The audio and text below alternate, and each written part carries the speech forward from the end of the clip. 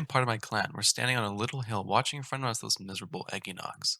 This time, they were not hiding, so we were all been amused of their bravery. So, what happened? That they're in the open like that, facing us. Normally, they would be running away in fear, looking for any available shelter.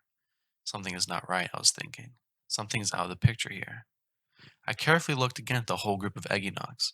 In the middle of them, there was one silhouette, much taller than the rest.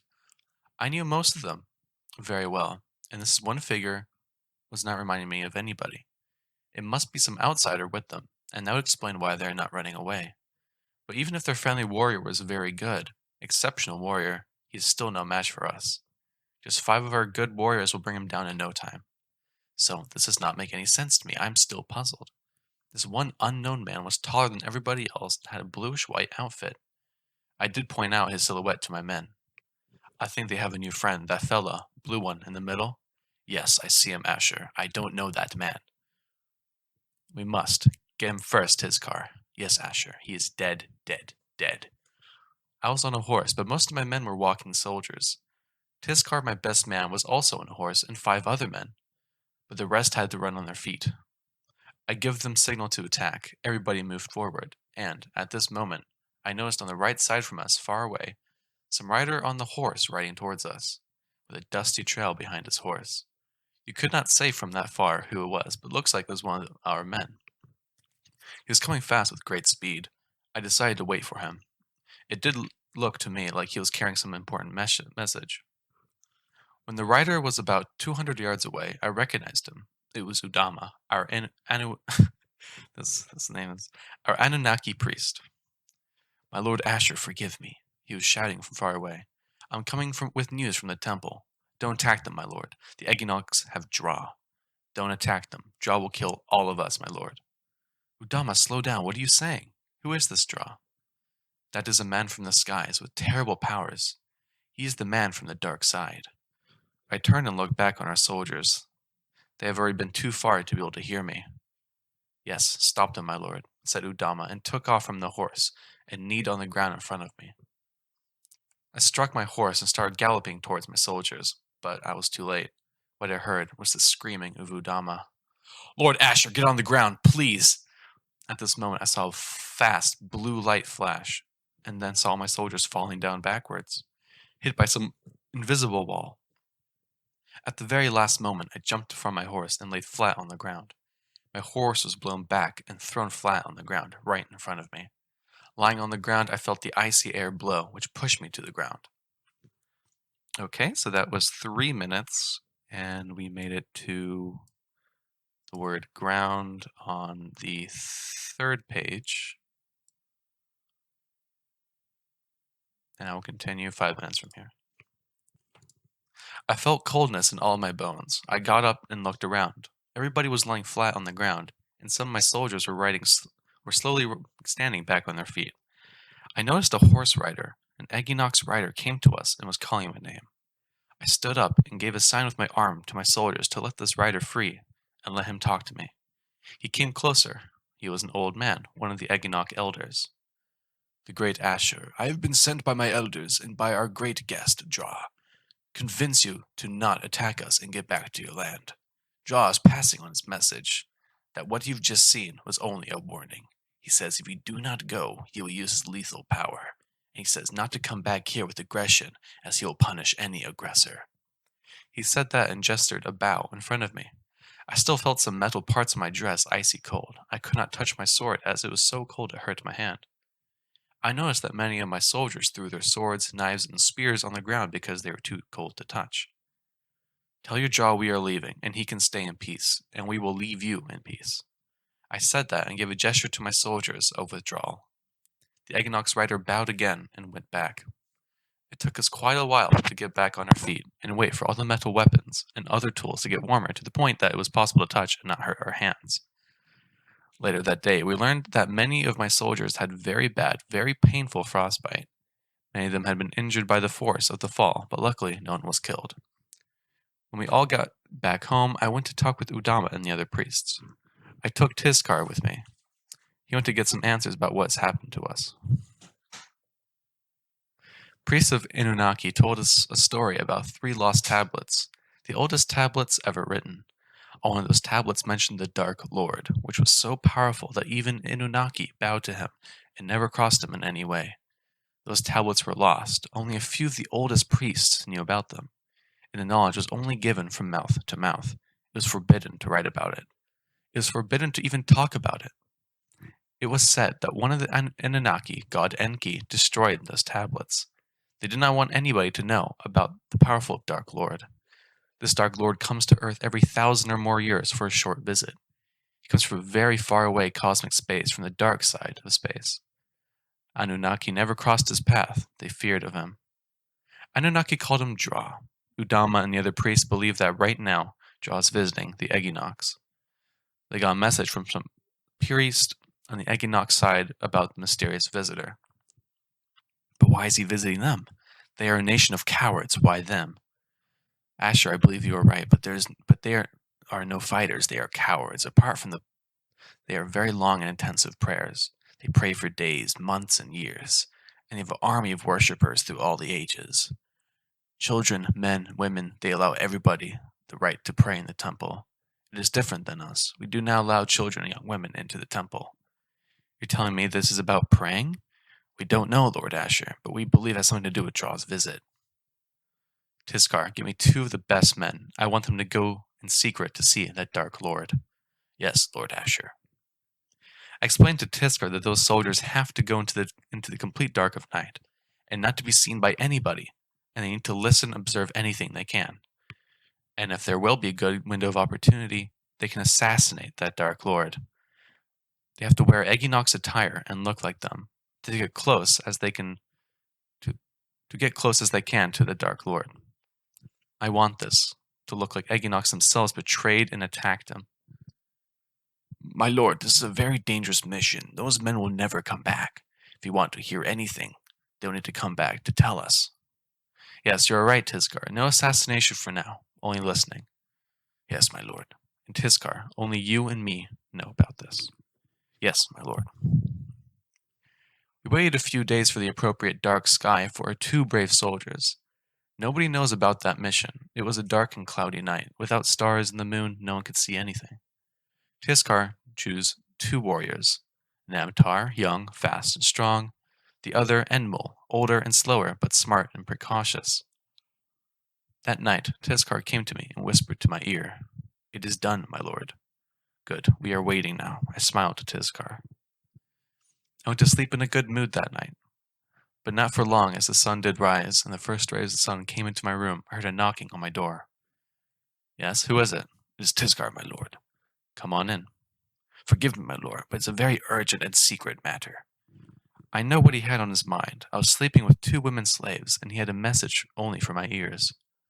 I put on a dressing gown and gave the gesture to the 2 slave girls to wait for me. We went to the next room. What is it, Tiskar? My lord, Namtar and Emnul are dead. What? How is that possible? Okay. So we went to the next room is the 5-minute mark. I read on a little bit too much. So that is where we left off. We went to the next room. And now I will begin the 10-minute reading and see how long that will take us. What is it, Tiskar? My lord, Namtar and Emnul are dead. What? How is that possible? Great Lord Asher, some shepherd boy came just before sunrise and reported that they have found 2 bodies of Equinox. I sent my men to examine and bring those bodies to me. When they brought the bodies, it was Namtar and Emnul.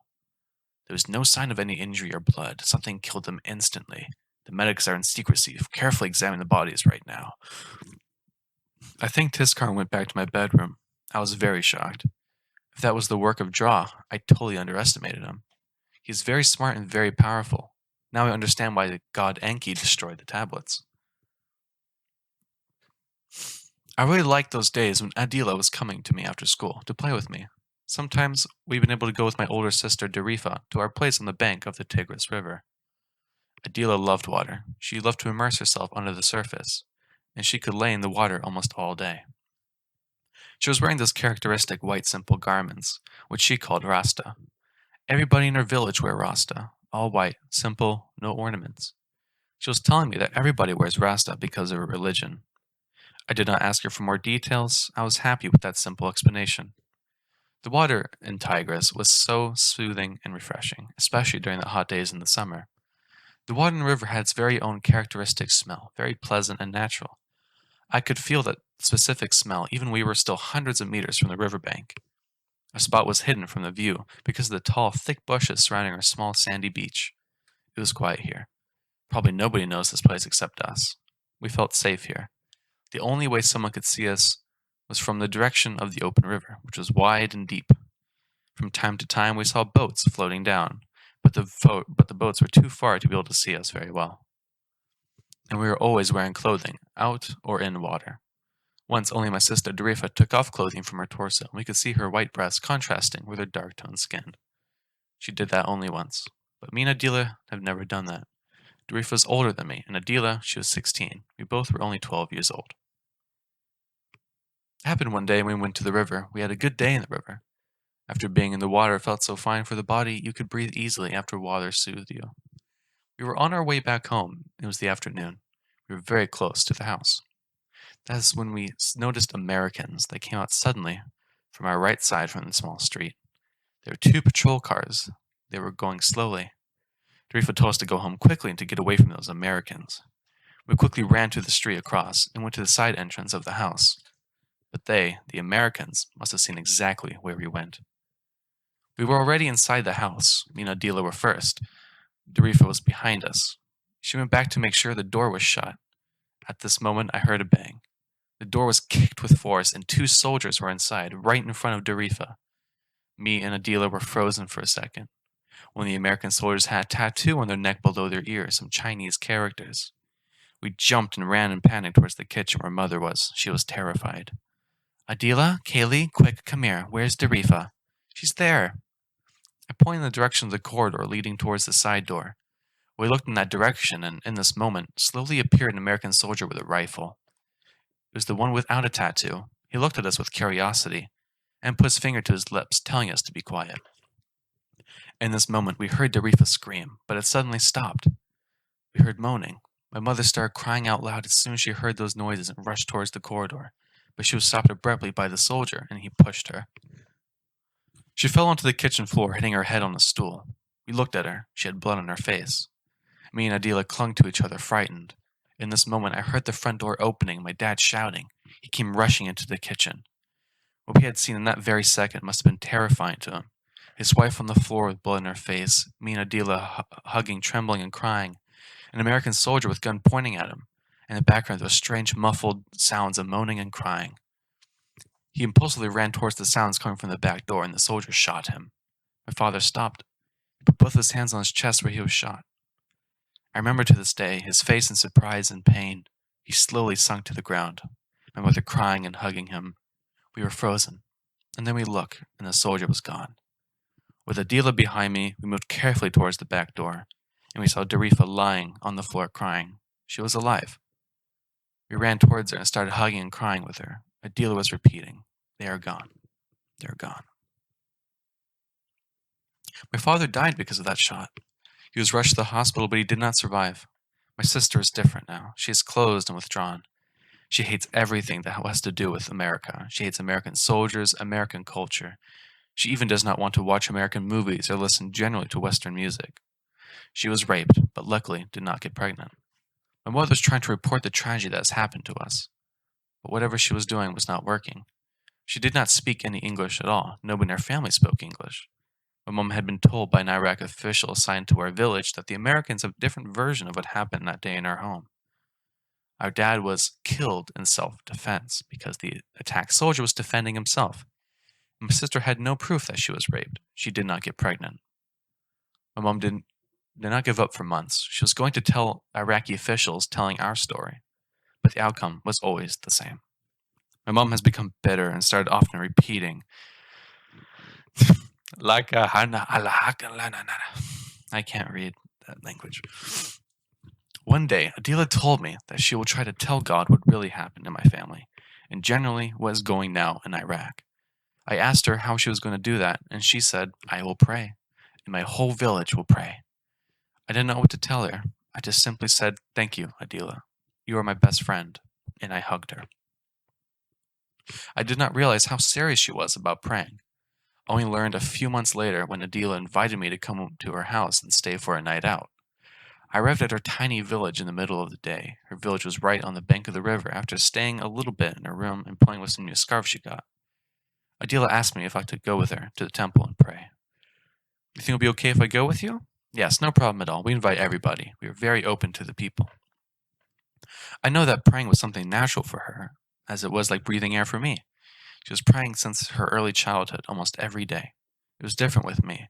I went to pray with my mom sometimes. My father regularly visited the mosque, but I was not allowed to go in with him. Adila could go alone whenever she wanted. I went with her. The temple is very small. There was one bigger room, which could fit up maybe up to 50 people most. The building had two entrances. One was higher from the street level, and the second entrance was one level lower and led to the river. The river was just about 10 meters from that entrance. The river in this place had a very flat and gentle descent into the water. She explained to me that every Sunday they leave the building and come here and go into the water, and that their prayers are directed to the north where the North Star shines. Adila started her prayers. The room was very quiet. There were just a few people with us. Everybody was very friendly towards me. They smiled to me, and I was smiling back to them. They know Adila very well, so anybody who was with her automatically accepted by them. Everybody seemed to love Adila here. We spent there a few more minutes, and Adila took me downstairs and then to the river. Today was a very hot day. We immersed ourselves into the water and enjoyed the refreshing, how Adila called it, cleansing power. The water smelled so nice, which reminded me of my childhood. I remember things by smell very well, like it just happened yesterday. I do not know why. I stayed overnight with Adila. She was praying at home too. She said she is often praying for me and my sister Darifa. Next day, Adila told me she will not show me one more. I was wrong. Next day, Adila told me she will show me one more place where she prays. It is the desert not that far away. It is a place where long ago there used to be a small river, but after hundreds of years it dried out, and now there is no river, no water around the temple. It was a place where there used to be a temple. Only ruins are left now, and on the top of those ruins was constructed a new simple building. The old people in our village were saying that those ruins used to be a very important ancient temple, and that spirits still remain. Adila told me that there was something true in what people are saying, because whenever she goes to this desert temple and she prays for a long time, she gets a feeling, a strange feeling that someone is listening to her, and she knows no one is around her. But it's not a scary feeling, it is somehow a warm, friendly, and welcoming feeling. I told her I would be scared to death to be alone in such a place. She laughed at me, saying I'm a scaredy panty. We went there in the back of a small blue Toyota truck with a very old man, his wife, and a neighborhood lady. The ladies were going to do some regular cleanup for the place. Adila asked the old man to drive slowly because of me. They all laughed after hearing that. The driver was not going slower. The back of the truck was not so bad. The shaking and the bumps did not bruise us anywhere. The truck was leaving a big tail of dust behind. The trip took about half an hour, so the trip was not so bad. We parked in front of a flat building that looked like an industrial store or warehouse. The ladies went inside and started their cleaning. Adila took me and showed me the remains of the old temple. There was not much left, just some square shapes on the ground made up of what used to be the walls. Those remains were probably exactly right in the middle of the big room, with benches and chairs. Okay, and that was the 10-minute mark. Right there for 10 minutes.